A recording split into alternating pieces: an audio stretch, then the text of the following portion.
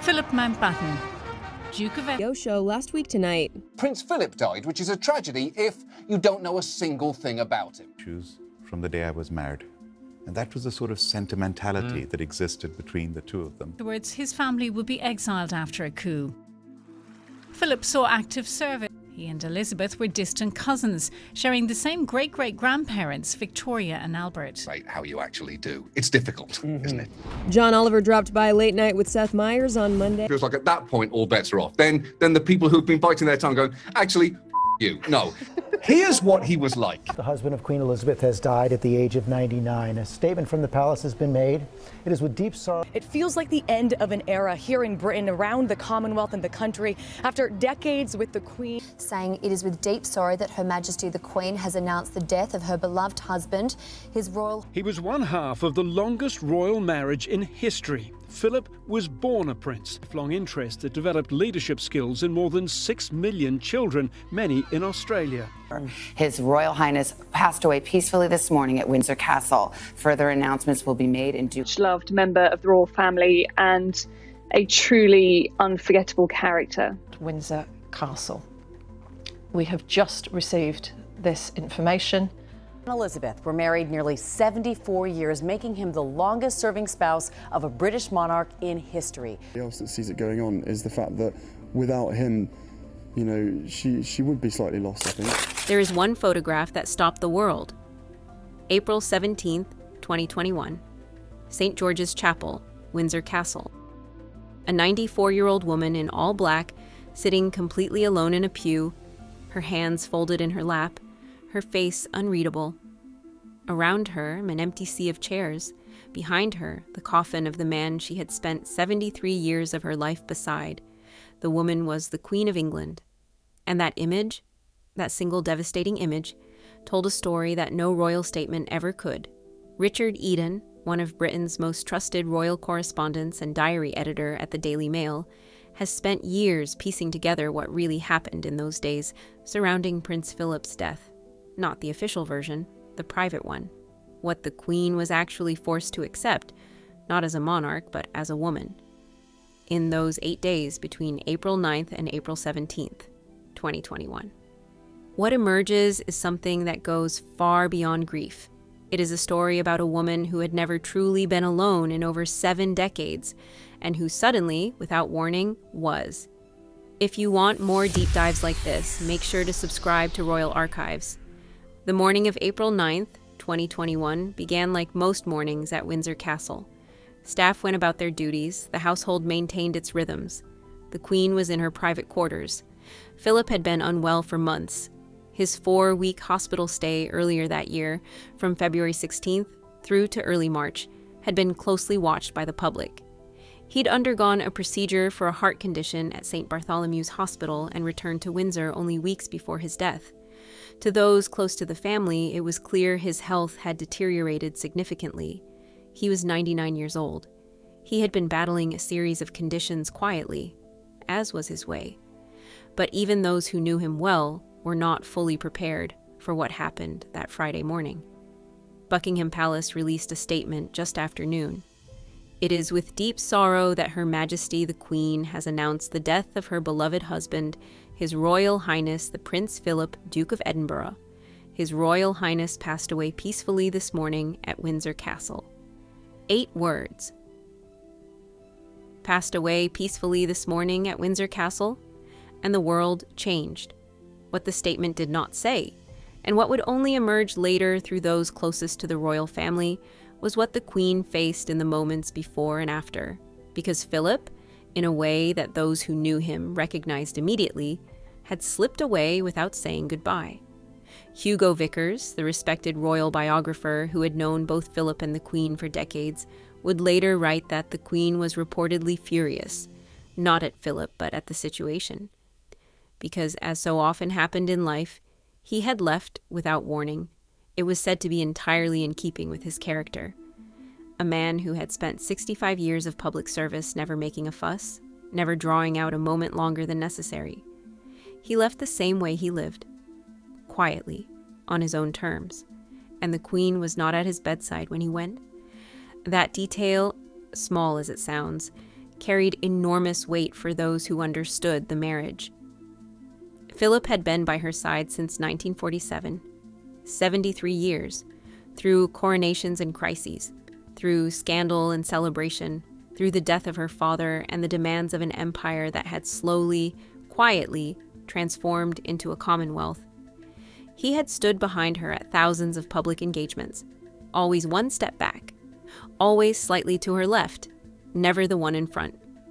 In a speech marking their golden wedding anniversary in 1997, the Queen had said something that she almost never said publicly, something personal. She looked at Philip and told the room, "He has, quite simply, been my strength and stay all these years."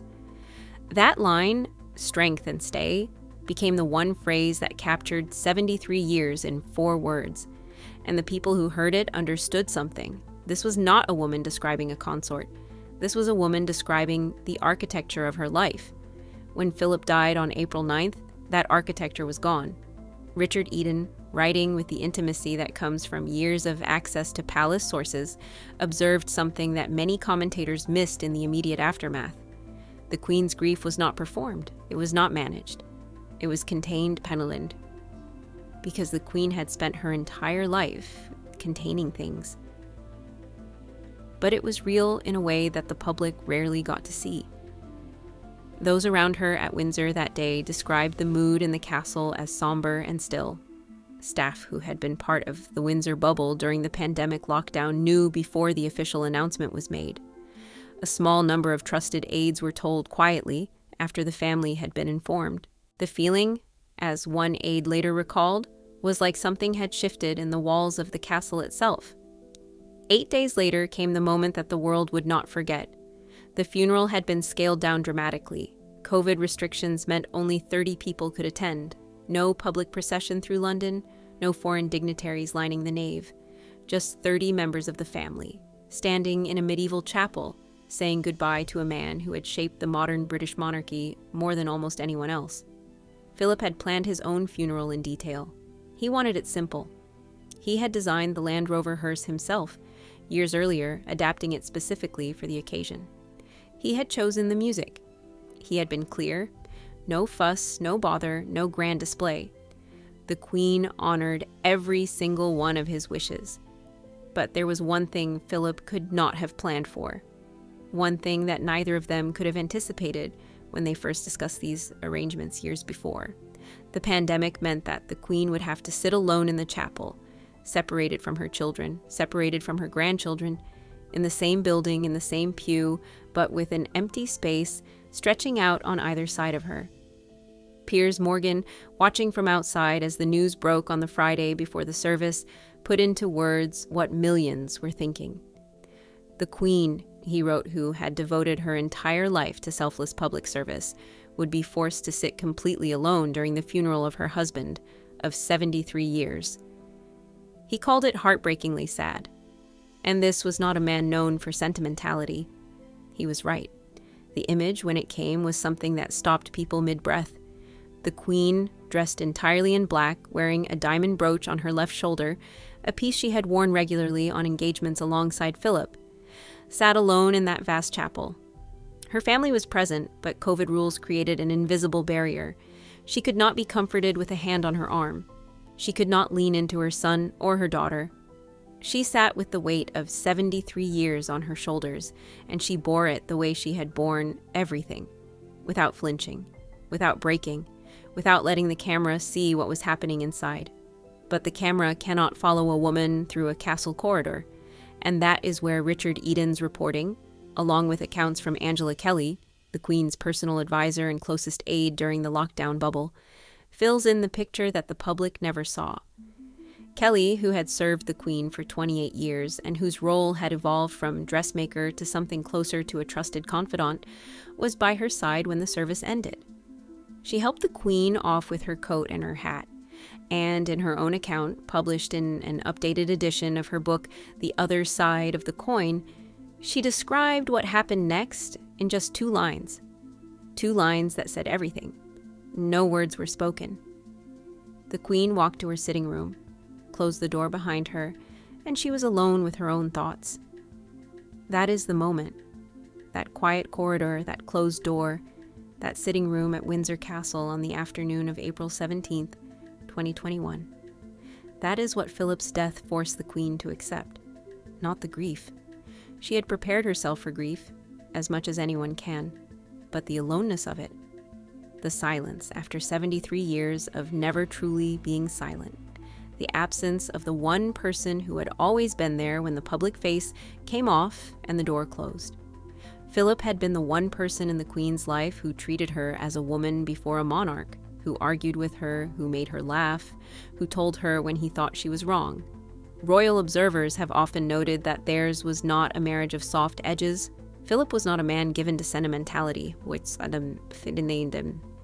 but what it was real, honest, built on something deeper than protocol, and now he was gone. And no amount of duty, no amount of training, no 70 years of preparing for the hardest moments of public life could fill that sitting room with another presence. In the days that followed, the Queen made a single public statement. It came on April 21st, her 95th birthday, just 4 days after the funeral. She had spent those days privately. A Buckingham Palace source told People magazine at the time that she had been quietly coping with the loss, spending Philip's birthday, which fell on June 10th, in private as well. Her statement on her own birthday was measured and careful, as it always was. She spoke of being in a period of great sadness, but she said something else that told those paying close attention exactly what was holding her together. She said it had been a comfort to see and to hear the tributes paid to Philip, that the extraordinary impact of his life had been recognized. That was the Queen accepting something new. For 73 years she had shared the tributes, shared the weight, shared the private moments after the ceremonies ended. Now she was receiving them alone, processing them alone, deciding alone what they meant and how she would carry them forward. Those who had watched her closest were clear on one point. She was not broken by this. She was never going to break. But something had shifted in a way that could not be undone. A woman who had called her husband her strength and stay for more than 7 decades now had to locate that strength entirely within herself. There is a historical parallel worth noting here. When King George VI died in February 1952, a 25-year-old Princess Elizabeth was in Kenya, thousands of miles from home, on a Commonwealth tour. She learned of her father's death without Philip beside her. He was the one who had to tell her. From the very first moment of her reign, Philip had been the person who walked her through loss. He had stood at her side at her father's funeral. He had been the fixed point when everything else was shifting. Now, nearly 70 years later, the roles could not be reversed. There was no one to walk her through this one. No equivalent person waiting at the other end of the corridor. That asymmetry, but in the fact that the one person who had always been present for the worst moments was now the cause of the worst moment, is something that those who reported closely on the royal family in those weeks found quietly devastating. It did not need to be stated. It was simply true.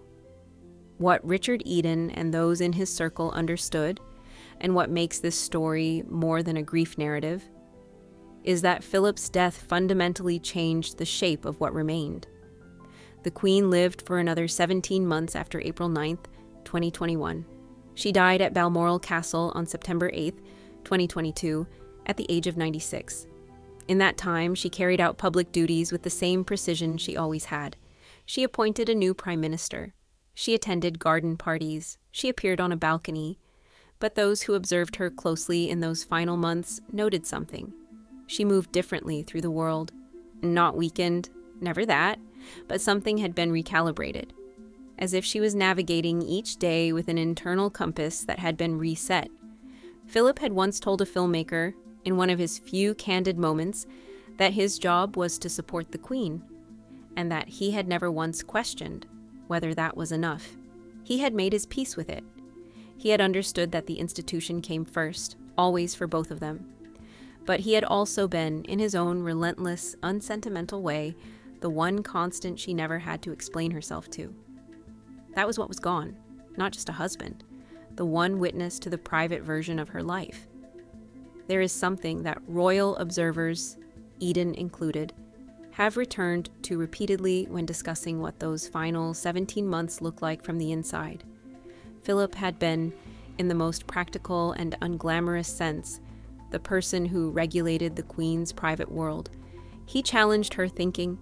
He told her things that no courtier would dare say. He sat across from her at dinner and did not defer. For a woman surrounded by deference at every turn, by protocol and hierarchy and the weight of institutional expectation, that had been irreplaceable, not because it was comfortable, because it was real. After April 9th, 2021, no one in the Queen's world held that particular position. And that, more than the public image of an empty pew, is perhaps what Philip's death forced her to accept most deeply. That a certain quality of truth, private, unguarded, sometimes difficult, had gone from her daily life. And it was not coming back. The photograph from St. George's Chapel has not faded from public memory. It continues to surface 5 years later whenever people speak of what duty costs, of what a life in service actually means when the ceremony is stripped away. A woman, a pew, a space where someone used to be. Richard Eden has reported on the British royal family for over 2 decades, and his judgment on what matters when deaths and what doesn't carries the weight of that experience.